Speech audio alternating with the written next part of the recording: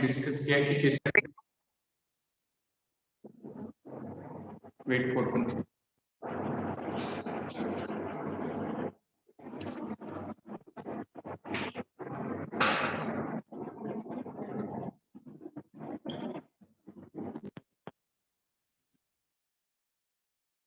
Fine. So good afternoon. In last lecture, we discussed how the glucose forms cyclic structure.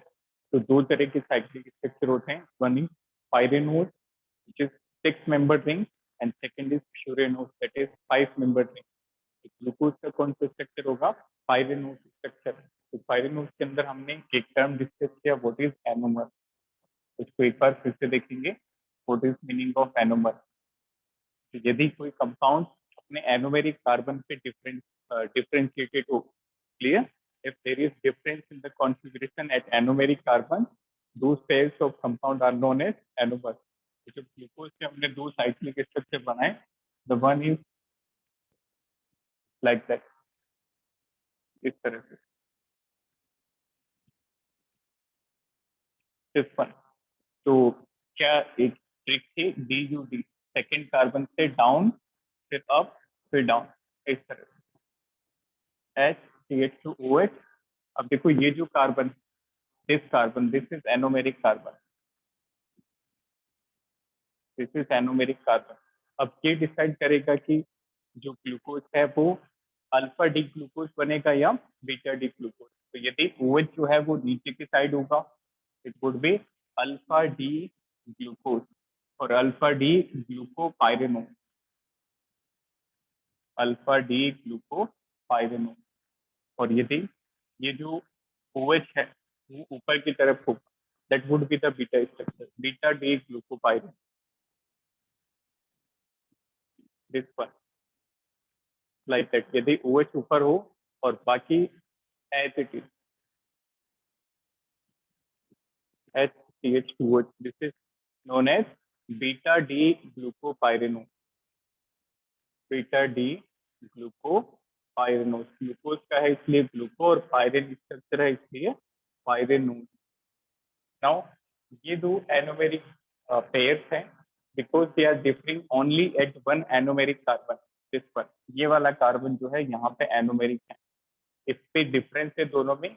एक बार OH नीचे की तरफ है alpha में, और एक बार OH ऊपर की तरफ है बीटा में. Now how we come to know about anomeric carbon. इसकी मैंने एक ट्रिक बताई थी, which is anomeric carbon, the carbon attached to two oxygen, attached to two oxygen, वो कार्बन जो दो ऑक्सीजन से अटैच हो. जैसे for example this one, this is anomeric और नॉट. एनोमेरिक होगा क्योंकि ये इस ऑक्सीजन से भी जुड़ा और इससे भी जुड़ा है. One more example, this one, this is anomeric. Yes और नो? एनोमेरिक होगा क्योंकि ये भी कितने ऑक्सीजन से जुड़ा है? दो ऑक्सीजन से. तो ये ट्रिक होती है कि वो ऑक्सीजन, वो कार्बन जो दो ऑक्सीजन से जुड़ा हो उसको कहते हैं एनोमेरिक कार्बन. जैसे इस कंपाउंड में ये वाला जो कार्बन था ये दो ऑक्सीजन से जुड़ा है, this is first and this one is second. और यदि एनोमेरिक कार्बन पे डिफरेंस आएगा then we will call them as anomers. ठीक है. जैसे एक और question, try this question. I am drawing the structure. जितना हमने इस चैप्टर को पढ़ा है उससे आप बताइए कि ये किसके स्ट्रक्चर है. बहुत सिंपल क्वेश्चन है.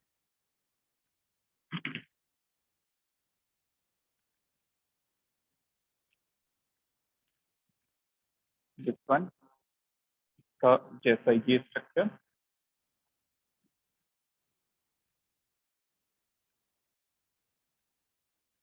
OH एक बार ऊपर और एक बार OH नीचे.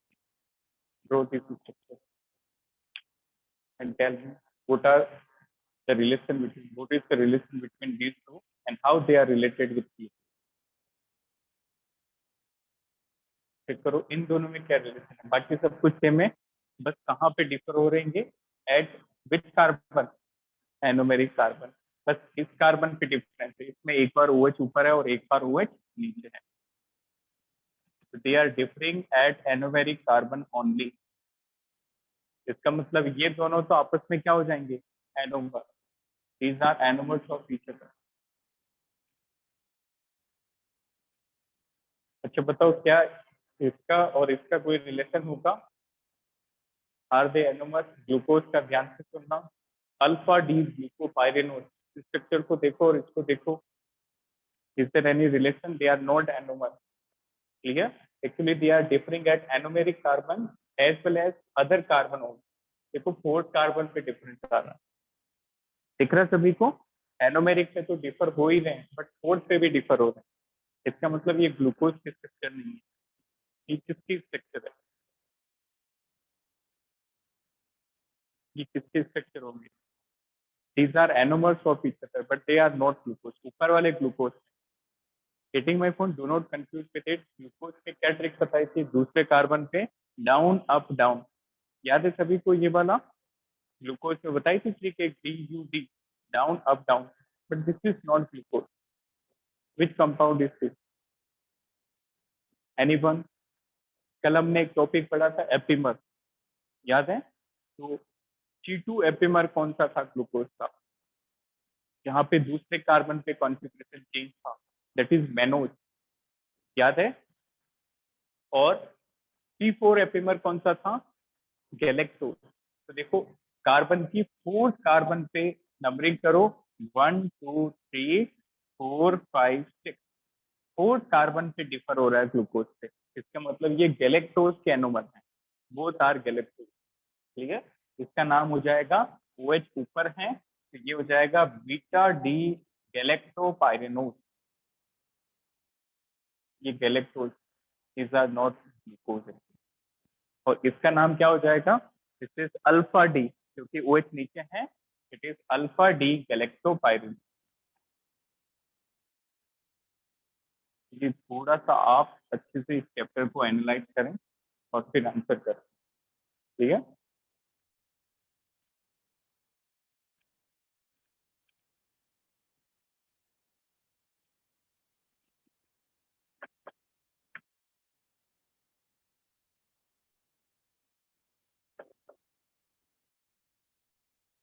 Any doubt in these structures? क्या आया समझ में सभी को? ये किसके एनोमर थे? ये गैलेक्टोज के एनोमर, ये गैलेक्टोपाइरेनोज। अच्छा, उसकी एक ट्रिक आप लिख सकते हैं, मेनोज और उनके रिलेशन की, एपिमर की।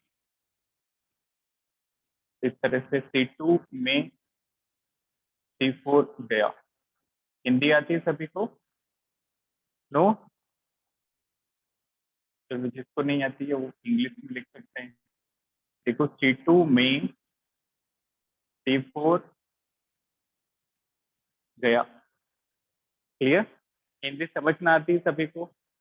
C2 में C4 गया का मतलब क्या हुआ कि C2 सेकेंड कार्बन पे जब कॉन्फ़िगरेशन चेंज होगा तो C2 एपिमर कौन है? मेनोज। और C4 फोर्थ कार्बन पे चेंज होगा तो कौन सा एपिमर है? गैलेक्टोज। C2 सेकेंड कार्बन पे चेंज तो मेनोज, और फोर्थ कार्बन पे चेंज तो गैलेक्टोज। बस ये दो ही एग्जांपल आपके सिलेबस में, तो अच्छे से याद रखें। डायरेक्टली याद हो तो ये सबसे बेस्ट है।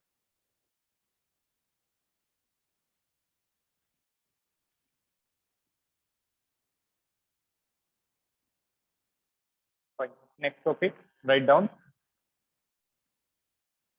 Share structure of glucose.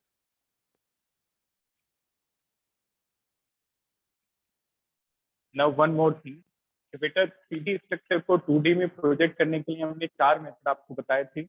Which one? Wedge base, special projection, Newman projection और सोहोट प्रोजेक्शन। ठीक है? तो उनमें से ये एक भी नहीं है, इजंट इट? ना तो ये फिशर है, ना ये न्यूमेंस है। दिस इज नॉट द सोहोट projection, this is a special projection which is known as Havort projection। जो साइक्लिक स्ट्रक्चर होते हैं ग्लूकोज और फ्रुक्टोज के, दिस इज हैवोर्ट प्रोजेक्शन। इसको आप अच्छे से याद रखें कि हैवोर्ट प्रोजेक्शन क्या होता है।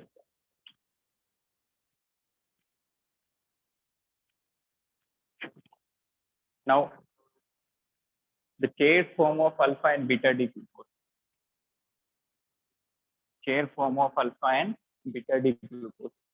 सबसे पहले आप फिर से हेबोट प्रोजेक्शन बनाएंगे अल्फा और बीटा ग्लूकोज का. Draw alpha D glucopyranose structure खुद से ड्रॉ करिए and beta D glucopyranose structure. जितने बार बनाएंगे उतना आपके लिए अच्छा होगा और अच्छे से आप याद कर लेंगे. ड्रो बोथ स्ट्रक्चर, बनाओ इनके हेबोट प्रोजेक्शन, फिर इनके हम चेयर फॉर्म डिस्कस करेंगे. Draw the structure of alpha D glucopyranose and beta D glucopyranose. के मेंबर रिंग और दूसरे कार्बन पे OH नीचे, फिर अप फिर down. Draw both the structure.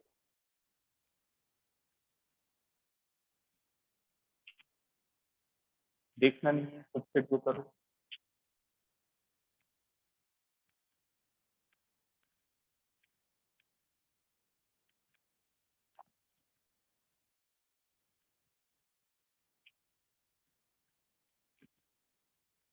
Then, देखो कैसे बनाएंगे. Focus on board. पायरेनोज का मतलब 6 मेंबर रिंग होगी लाइक दैट. उसके बाद सेकेंड कार्बन पे डाउन, फिर OH अप होगा, फिर डाउन होगा, और फिर HCH2OH. बाकी जगह HH लगा दें. अब अल्फा बोला है तो OH नीचे होगा और बीटा में OH ऊपर की तरफ होगा लाइक दैट. तो अगेन सेकेंड कार्बन पे OH नीचे, डाउन, फिर अप, फिर down. HCH2OH. This is H. Beta है तो OH ऊपर की तरफ like that. These are the anomers of glucose. Clear. अब इनका चेयर फॉर्म बनाएंगे. Write down chair form of alpha and beta D. इनका चेयर फॉर्म कैसे बनेगा. चेयर फॉर्म आपको याद होगा, कन्फॉर्मेशनल आइसोमर के अंदर सेम मेंबर का चेयर और बोर्ड फॉर्म बनता है, याद है. तो if we talk about chair form, this is the chair form of glucose. इसको अच्छे से बनाएंगे.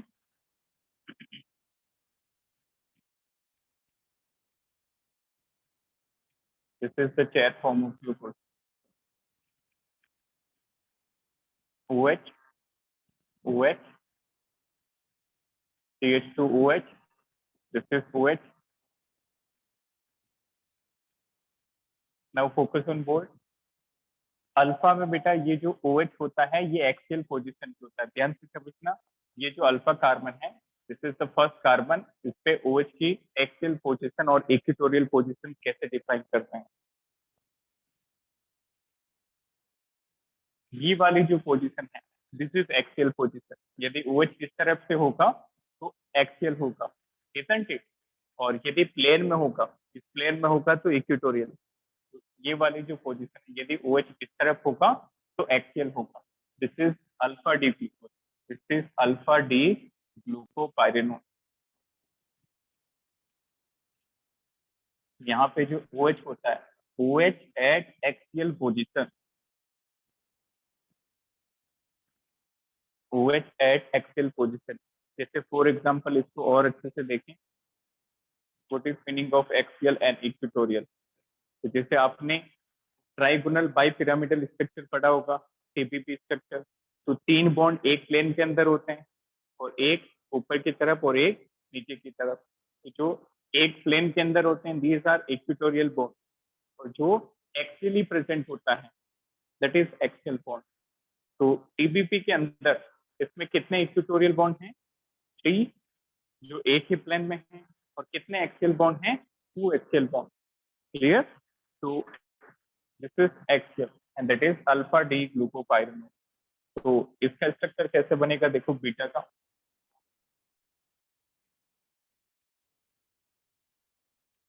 इस पर OH, OH, this is OH, this is CH2OH. इस बार जो OH है वो इक्वेटोरियल में आ जाए इस तरह. This is OH. This is beta D glucopyranose and this is the most stable form of glucose. Clear?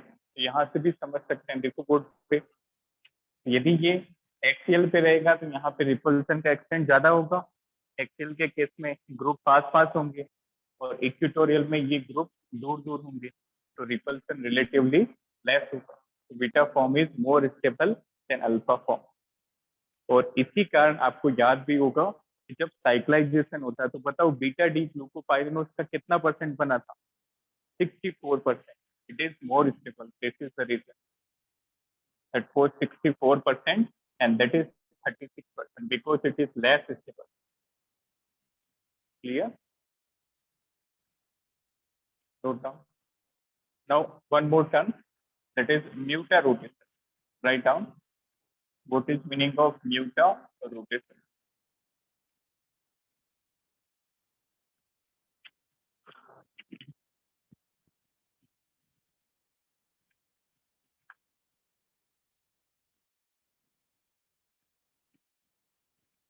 इसका रोटेशन भी लिख लीजिए।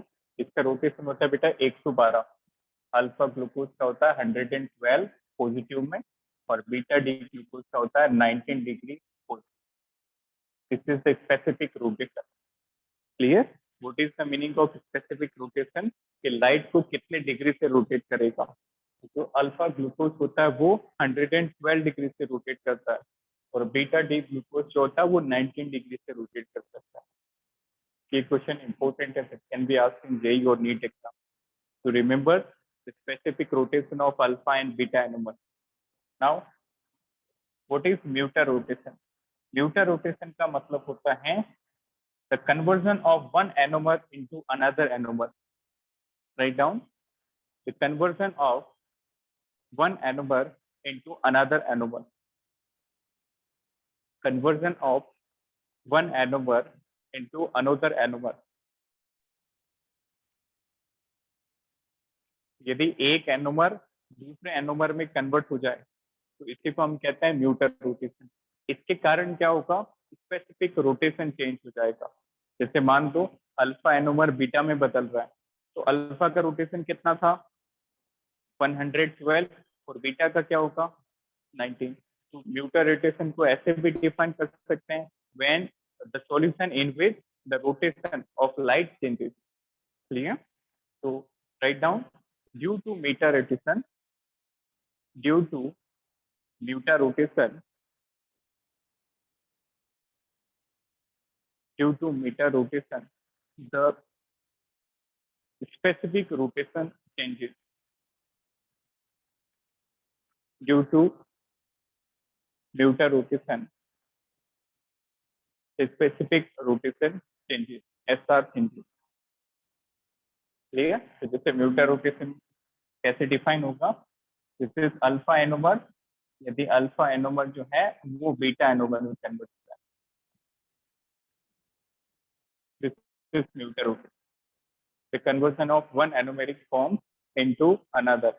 अब बात आई कि ये कैसे होते हैं। तो याद रखना बेटा म्यूटर रोटेशन या तो एक्वस सॉल्यूशन में होता है या फिर एसिड या बेस को ऐड करने। तो this mutarotation can be carried out either in aqueous solution or by the addition of acid or base.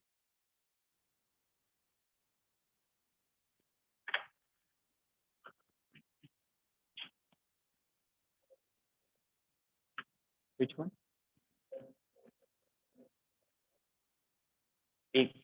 Any, either even in aqueous solution also, any of these.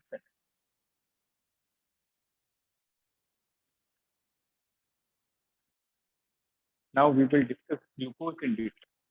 ठीक है? तो ये basic discussion हो गया।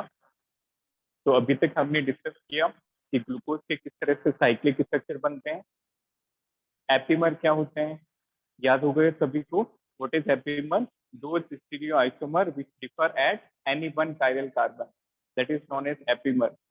तो दो epimer आपको याद रखने हैं, दो पेयर।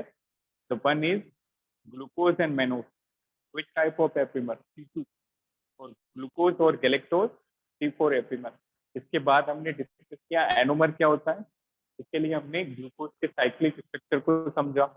तो ग्लूकोज का साइक्लिक स्ट्रक्चर होता है पायरेनोज स्ट्रक्चर, जिसके अंदर 6 मेंबर रिंग होती हैं, 5 कार्बन और 1 ऑक्सीजन की। तो एनोमर क्या होता है, वो स्टीरियो आइसोमर पे डिफर। डन। तो जैसे यहाँ पे ये एनोमेरिक कार्बन था, तो इस बार OH नीचे अल्फा के अंदर और बीटा के अंदर OH की पोजीशन ऊपर की तरफ। Done. And then after we discuss the chair forms of glucose. तो चेयर फॉर्म में हमें ये पता चला कि जो बीटा ग्लूकोज है, beta glucopyranose, this is more stable because of less repulsion. इसीलिए बीटा ग्लूकोज का जो परसेंटेज है वो ज्यादा होता है, that is 64%। Now last one we discuss what is mutarotation. तो एक एनोमर का दूसरी एनोमर में कन्वर्ट होना, this is mutarotation, and that is carried out in aqueous, acidic और basic medium. Next write down glucose. तो अब हम मेनली ग्लूकोज के बारे में डिस्कशन करेंगे, ग्लूकोज के मेथड ऑफ प्रिपरेशन, ग्लूकोज की reaction. Right down glucose. If we talk about glucose, glucose is known as graph sugar.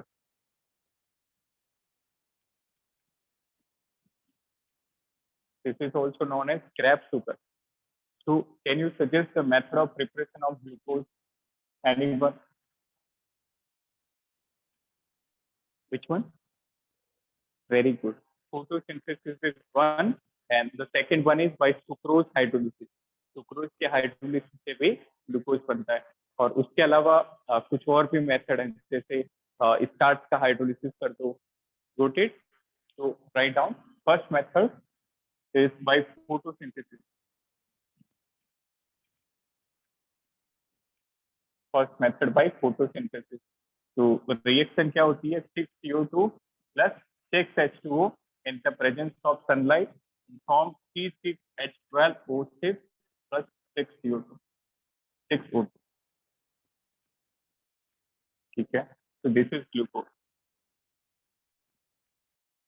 So photosynthesis is one of the major method of preparation of glucose. और इसके अलावा आप sucrose के hydrolysis से भी glucose बना सकते हैं, बाय हाइड्रोलिसिस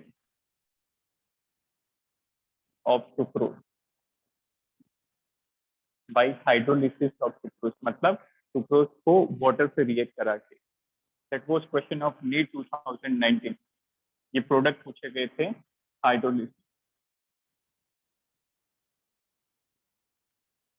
ठीक है, तो सुक्रोज के अंदर जब पानी डालेंगे, when we dissolve this sucrose into water, what it will furnish, it will give you 1 unit of glucose and 1 unit of fructose. 1 unit of glucose and 1 unit of fructose. Sucrose एक disaccharide होता है, और disaccharide का formula होता है C12H22O11। This is the formula of sucrose. तो sucrose को जब आप वाटर से रिएक्ट कराओगे, मेनली एसिडिक मीडियम काम में लेते हैं, रोटेड। तो what it will give you, 1 unit of glucose C6H12O6 and 1 unit of fructose C6H12O6। तो यहाँ से आपको ग्लूकोज मिल जाएगा। नाउ इस रिएक्शन को कहा जाता है inversion of cane sugar.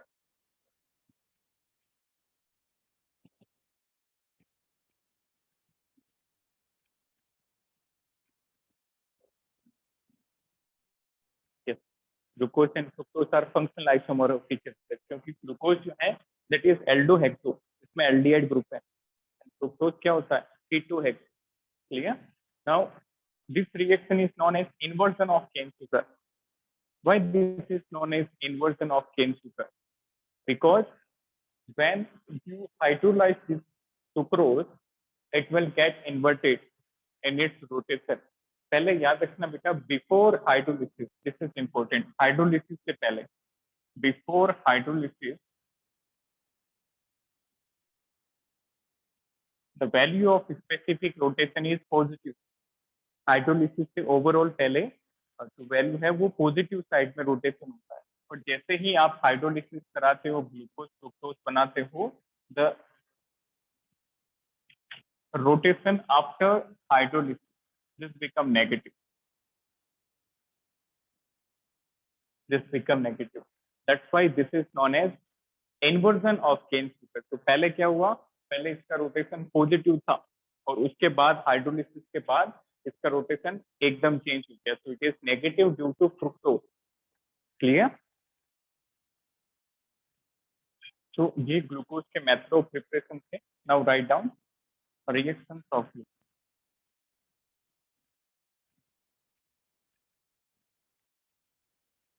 Reaction of glucose. बेटा ग्लूकोज की रिएक्शन से पहले कुछ नॉर्मल रिएक्शन डिस्कस करेंगे जो इस चैप्टर में काम आएंगे। नोटेड? वैसे तो ऑर्गेनिक केमिस्ट्री में जो सीक्वेंस हम फॉलो करते हैं that is starting with GOC or nomenclature and then haloalkane, haloarine, followed by alcohol, phenol ether. उसके बाद कार्बोनिल पढ़ के फिर बायोमोलिक्यूल पढ़ते हैं। Getting my point? But because of your exam pattern, we have started biomolecule before carbonyl. तो यहाँ पे कुछ कार्बोनिल कंपाउंड की रिएक्शन जो है वो काम आती है, तो हम पहले उनको पढ़ लें, उसके बाद ग्लूकोज की रिएक्शन देखेंगे। ठीक है? तो इसको नोट करके अलग से लिखेंगे। These are not the reaction of glucose actually, but ये यहाँ पे काम आए। ठीक? जैसे फॉर एग्जांपल आपके पास कोई कार्बोनिल ग्रुप है, 3 double bond, this is carbonyl group. Aldehyde भी हो सकता है और कीटोन भी हो सकता है, can be anything, it may be aldehyde और it may be ketone. Clear? तो जब आप इस कार्बोनिल कंपाउंड की रिएक्शन अमोनिया डेरिवेटिव से कराओगे, इससे अमोनिया डेरिवेटिव से, अमोनिया डेरिवेटिव कौन से होते हैं वो अभी लिस्ट बनाएंगे। जैसे फॉर एग्जांपल ध्यान से समझना, अमोनिया क्या होता है बेटा? NH3। इसका डेरिवेटिव का मतलब एक हाइड्रोजन हटा के दूसरा ग्रुप लगा दो। तो हमने क्या किया, हमने एक हाइड्रोजन हटाया और जेड ग्रुप लगा दिया, तो दिस इज अमोनिया डेरिवेटिव। तो हम कार्बोनिल कंपाउंड की रिएक्शन सीख रहे हैं अमोनिया डेरिवेटिव के साथ।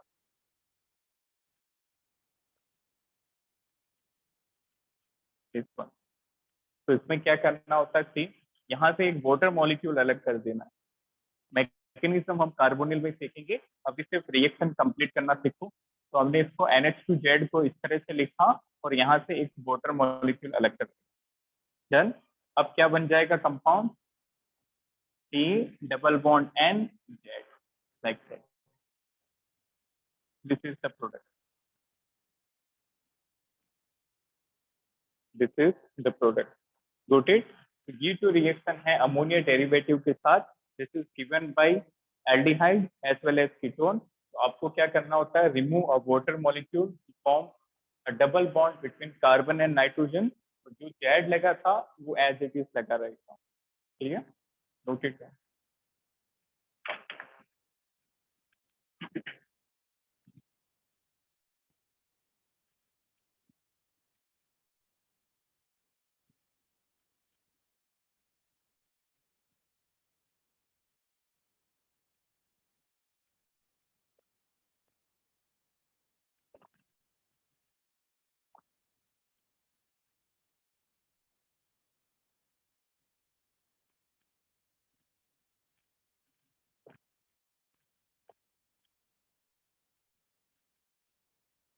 तो इन रिएक्शन की आप टेंशन ना लें, we discuss this reaction in detail. Carbonyl compound हम इसको बहुत ही अच्छे से डिस्कस करेंगे। अभी के लिए आप थोड़ा सा आइडिया रखें कि किस तरह से ये दोनों आपस में रिएक्ट करते हैं। Write down.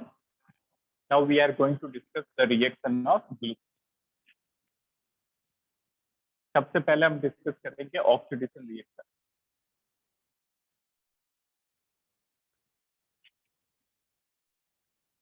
First is oxidation of glucose.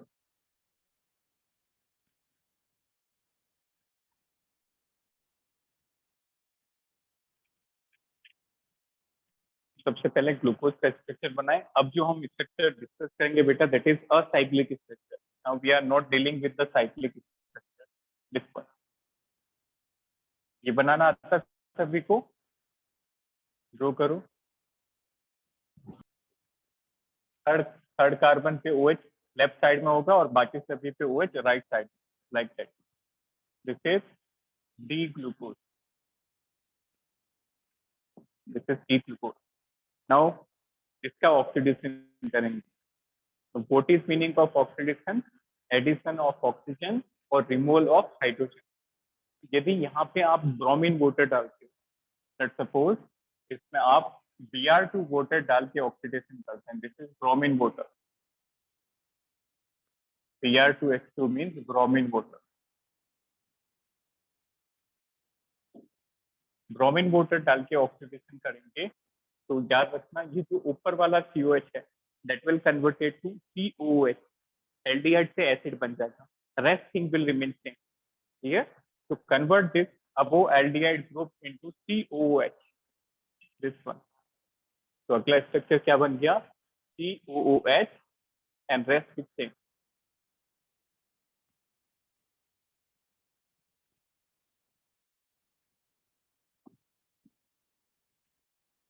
तो जब आप ब्रोमीन वाटर से ऑक्सीडेशन करेंगे तो बनेगा ग्लूकोनिक एसिड, ग्लूकोज से बनेगा ग्लूकोनिक एसिड,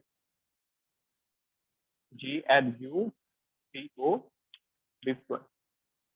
ब्रोमीन वाटर से ऑक्सीडेशन कराने पे यहाँ पे ग्लूकोनिक एसिड फॉर्म होता है। ठीक है, अब मान लो आपने दूसरा ऑक्सीडाइजिंग एजेंट काम लिया, it depends on the oxidising agent which you use for oxidation. Clear? तो ब्रोमीन वाटर से बनेगा ग्लूकोनिक एसिड। अब मान लो आप HNO3 से ऑक्सीडेशन कराते हैं, for example you to concentrated HNO3, nitric acid. In case of nitric acid both above and below group, ऊपर वाले और नीचे वाले दोनों ग्रुप किसमें कन्वर्ट हो जाएंगे? एसिड के अंदर, COH के अंदर। COH और जो नीचे वाला भी है ये भी COH में हो जाएगा और बाकी unit acid.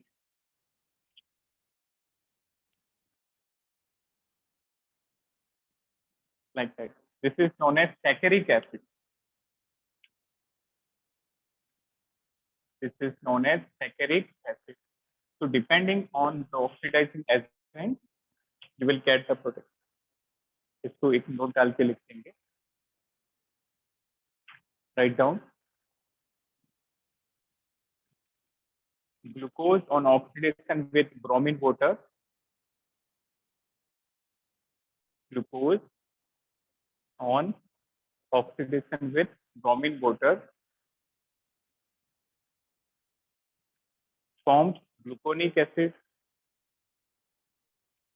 forms gluconic acid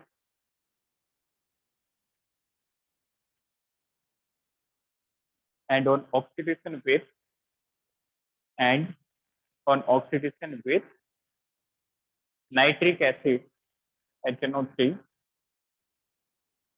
on oxidation with nitric acid it forms saccharic acid,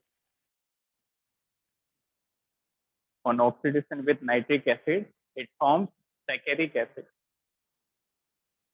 Now for example कुछ और भी oxidizing agent होते हैं, just like this one. If you use Tollens reagent, this is very important, or you use Fehling reagent, both are important. ये होते क्या है ये भी हम कार्बोनिल कंपाउंड में देखेंगे डिटेल के अंदर। अभी के लिए आप याद रखें, if you use Tollens reagent और फेलिंग रिएजेंट, टोलेंस रिएजेंट और Fehling reagent, then salt of gluconic acid are formed. Salt of gluconic acid are formed.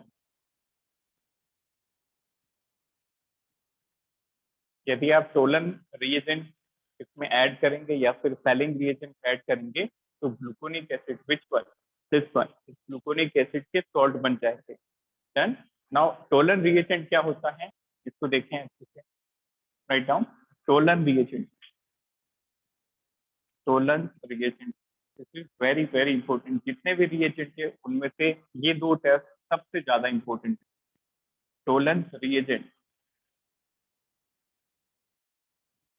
इसको वर्ड में कहते हैं अमोनिकल सिल्वर नाइट्रेट। ठीक है, वर्डिंग में इसको लिखते हैं ammoniacal, this is ammoniacal silver nitrate. अब होता क्या है एक्चुअल कंपोजिशन, अमोनिकल का मतलब NH4OH, ammonium hydroxide plus silver nitrate mean AgNO3, this is Tollens reagent. तो नीट लेवल पे, जेई लेवल पे आपको डायरेक्टली ये रिएजेंट पूछा जा सकता है, ठीक है। तो Tollens reagent is ammoniacal silver nitrate, it is NH4 plus AgNO3। अब इसका पर्पस क्या होता है, ठीक, जब किसी एल्डिहाइड के अंदर आप टोलन रिएजेंट ऐड करते हो, पूरी रिएक्शन हम कार्बोनिल में देखेंगे, बस ये याद रखें कि जब किसी एल्डिहाइड के अंदर आप टोलन रिएजेंट डालते हैं NH4OH प्लस AgNO3, तो यहाँ से क्या होगा, एक कंप्लीट रिएक्शन होगी, ये जो एल्डिहाइड है ये एसिड में कन्वर्ट हो जाएगा, it will converted to acid and will give a silver mirror. तो ये आपका ऑब्जर्वेशन होता है, this is silver mirror,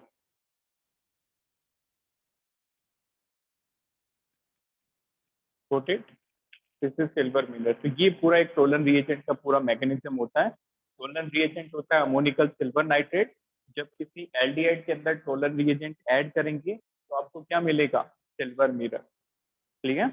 now second, Fehling solution, Fehling solution और फेलिंग रिएजेंट।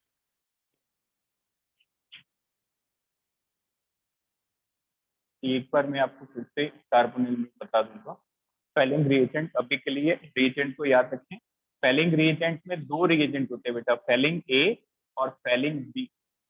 ए होता है CuSO4 और बी होता है sodium potassium tartrate, sodium potassium tartrate,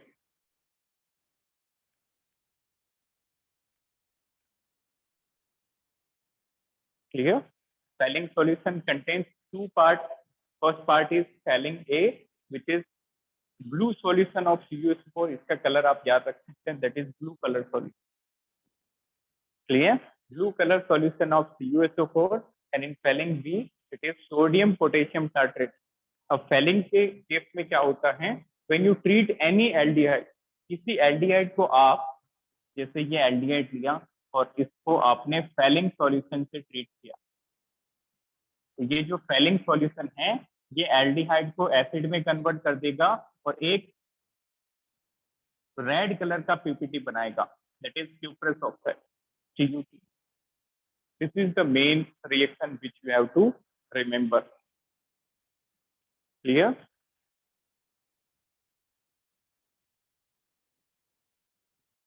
तो क्या फिनोल फेलिंग और टोलेंस रिएजेंट टेस्ट देगा या नहीं देगा, क्योंकि फेलिंग और टोलेंस रिएजेंट टेस्ट कौन से कंपाउंड देते हैं, aldehyde.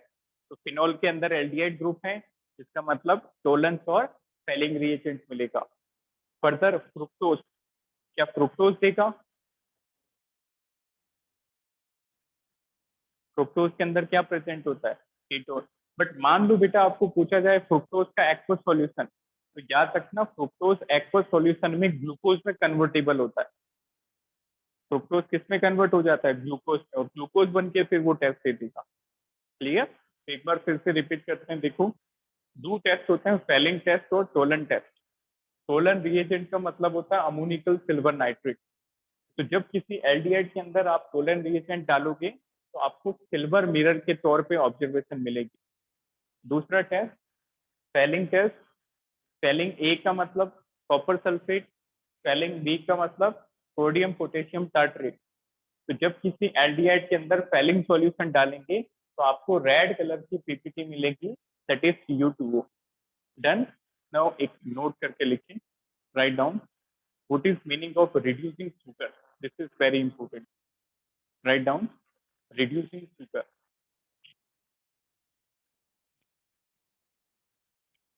Now what is definition of sugar, reducing sugar, वो शुगर जो टोलन रिएजेंट और फेलिंग रिएजेंट को रिड्यूस करते, यदि इनसे जो शुगर रिड्यूस कर देगी वो रिड्यूसिंग है, otherwise non reduce. Write down, दो sugar which can reduce, those sugars which can reduce Tollens reagent which can reduce, Tollens reagent and Fehling reagent. Tollens reagent and Fehling reagent. Now take this picture.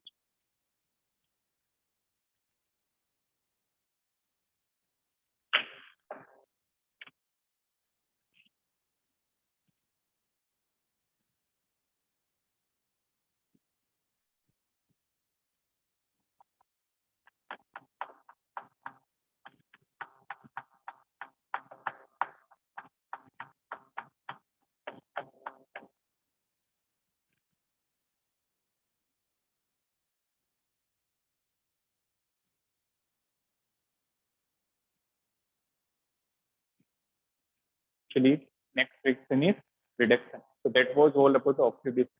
तो oxidation आप चार reagent से करा सकते हैं, bromine water से, nitric acid से, Tollens से और फैलिन से. Next write down reduction.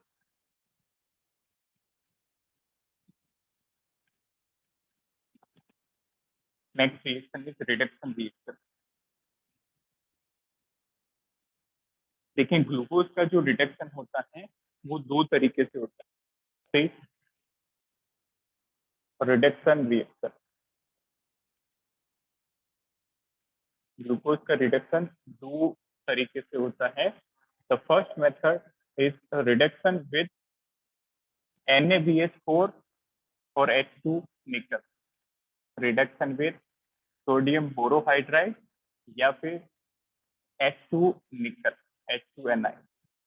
यदि इनमें से कोई एक रिएजेंट आप काम में लेंगे तो किस तरह से रिड्यूस होगा. ये जो CH2 ग्रुप लगा है, कन्वर्ट दैट टू CH2OH. याद है आपको कि ऑक्सीडेशन के दौरान एल्कोहल एल्डिहाइड में कन्वर्ट होता है और एल्डिहाइड किस में कन्वर्ट होता है, एसिड में. और रिडक्शन में क्या होता है, एसिड एल्डिहाइड बनाता है और एल्डिहाइड क्या बनाता है, एल्कोहल. तो यहाँ पे हम कैसे रिड्यूस करेंगे, convert this aldehyde to alcohol. तो जब आप इसका रिड्यूस प्रोडक्ट बनाएंगे तो सिर्फ एल्डिहाइड को आप एल्कोहल में कन्वर्ट कर दें and rest structure will remain same.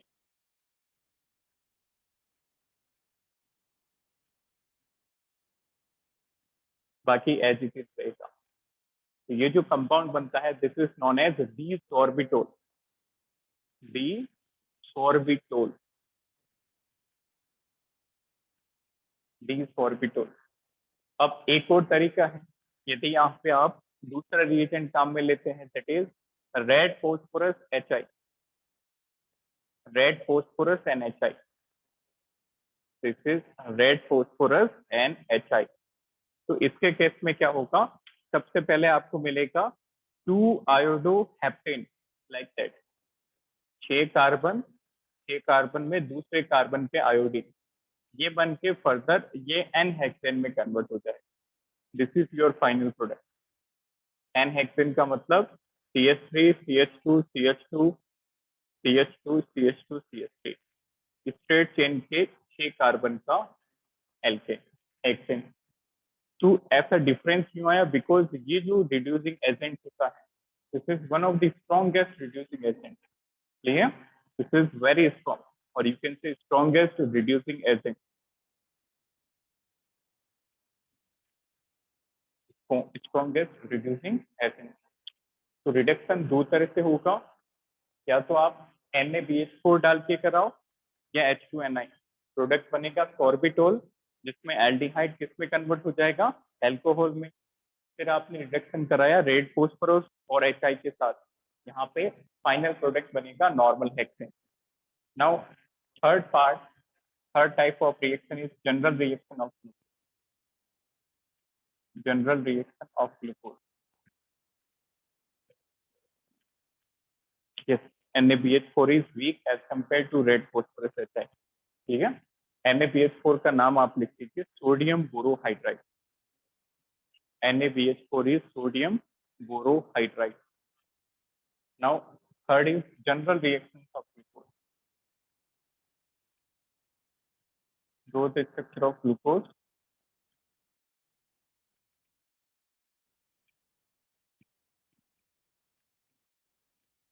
This one. सबसे पहले हम रिएक्शन डिस्कस करेंगे बेटा हाइड्रोक्सिल अमीन के साथ NH2OH के साथ। Focus on board. अभी हमने एल्डिहाइड के रिएक्शन अमोनिया डेरिवेटिव के साथ डिस्कस की थी ग्लूकोज से पहले। याद है सभी को किस तरह से प्रोडक्ट बनाते हैं? वाटर अलग करना होता है, एल्डिहाइड का ऑक्सीजन और अमोनिया डेरिवेटिव का हाइड्रोजन, बस इसको अलग कर दो तो कंपाउंड क्या बनेगा? CH डबल बॉन्ड N, ये OH लग जाएगा like that. Rest thing will remain same.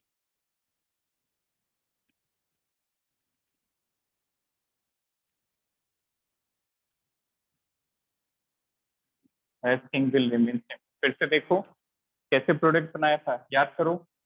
ये पिक्चर आप अच्छे से दिमाग में रखें कि किस तरह से अमोनिया डेरिवेटिव को ऐड करते हैं। ठीक, यहाँ से क्या अलग करते हैं? Water molecule. तो क्या बन जाता है? C डबल बॉन्ड N और Z। जो Z है वो तो लगा रहेगा, तो यहाँ पे Z क्या है? OH। ठीक है, तो याद रखना जब ZOH होता है इस कंपाउंड को कहते हैं oxime. This is known as oxime. और ZOH होता है तो इस अमोनिया डेरिवेटिव को कहते हैं हाइड्रोक्सिल अमीन। हाइड्रोक्सिल अमीन। एक और रिएक्शन देख लेते हैं, फिर नेक्स्ट क्लास में पढ़ेंगे। One more reaction. यदि यहाँ पे आप Z की जगह कर दो बेटा NH2, इसका प्रोडक्ट बना के बताओ। फिर से हाइड्रोजन और ऑक्सीजन H2 अलग कर दो, सिर्फ ऊपर वाले कार्बन पे डिफरेंस आएगा। एग्जैक्टली, OH की जगह क्या लग जाएगा? NH। इस कंपाउंड को कहा जाता है बेटा hydrazine. Very important, hydrazine. NH2NH2 is hydrazine.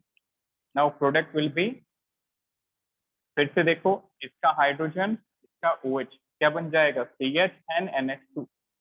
ये बन जाएगा CH double bond N NH2। और बाकी का जो स्ट्रक्चर है वो एज इट इज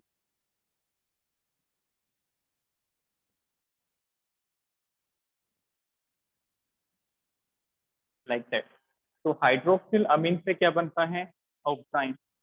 हाइड्राजीन से बनता है hydrazone. Noted, by hydrogen you will get hydrazone. So this is hydrazone of glucose. This is hydrazone of glucose.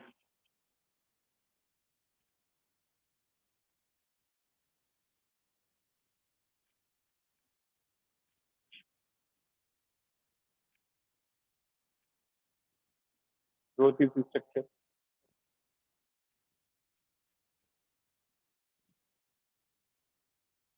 Now you can ask any doubt. बेटा एक बार अच्छे से इन सभी रिएक्शन को आप लिख लिख के याद करेंगे तभी याद होगी। ठीक है, और जो जो लॉजिक हम बता रहे हैं कि किस तरह से प्रोडक्ट बनाना होता है तो वो आप दिमाग में रखें। जैसे NH2OH के साथ क्या करना है? इसका H2O और इसका O वाटर मॉलिक्यूल अलग कर दो और बाकी इसको एज इट इज जोड़ दो, और नीचे की यूनिट पे तो कुछ भी फर्क नहीं पड़ेगा, तो रेस्टिंग विल रिमेन ऐसा इसके साथ। ठीक है, एनी डाउट?